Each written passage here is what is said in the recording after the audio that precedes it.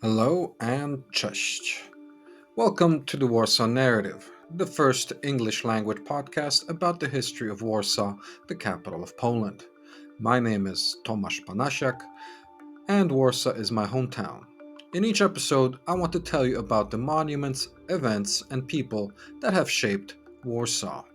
Since this is a brand new channel, I would really appreciate the support. Please like, subscribe, and comment.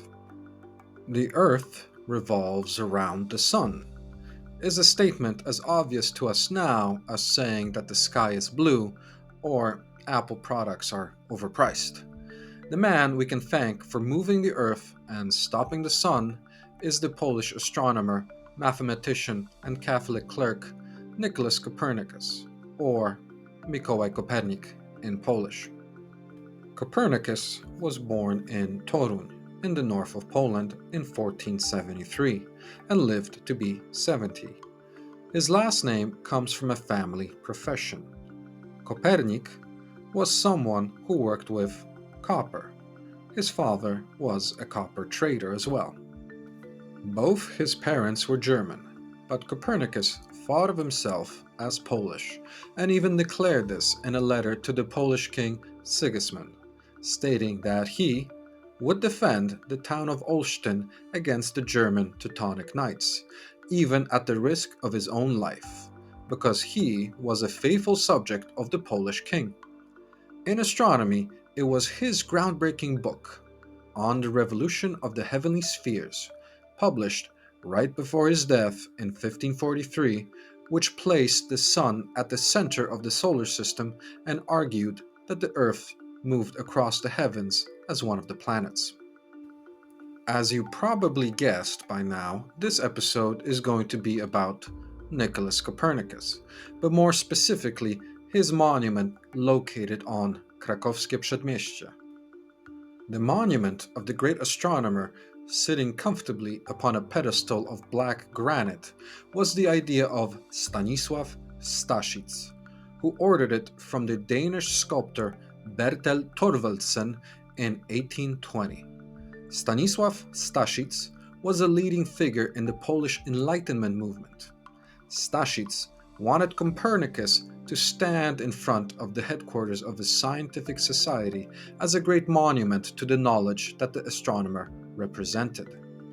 Unfortunately, Staszic did not live to see the fruits of his labor, as he died in 1826, and the monument was unveiled to the public 4 years later in 1830.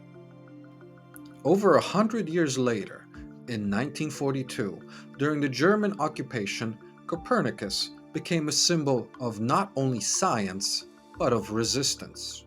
The Germans decided to cover up the Polish inscription on the pedestal with a German language sign.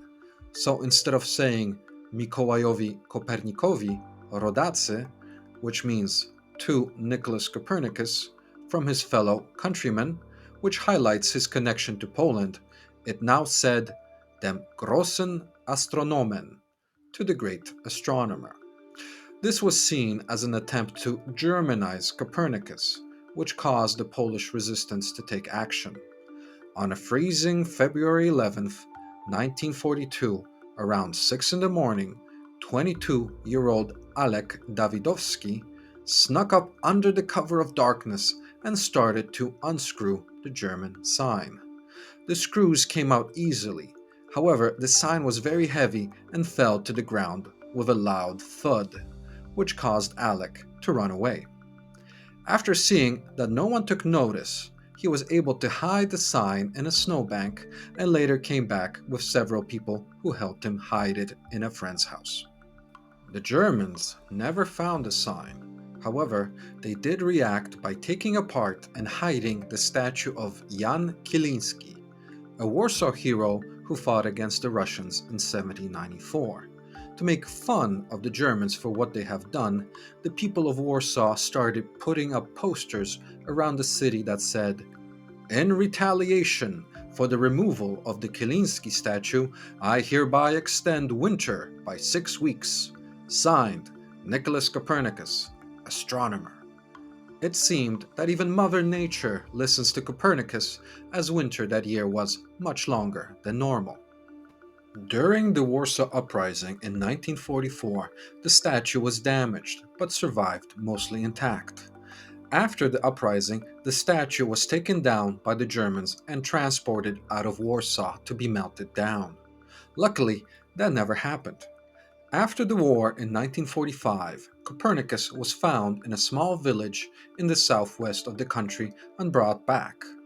The whole monument was fully restored in 1949 to what we can see today. I will leave you with one more story from the statue's more recent history.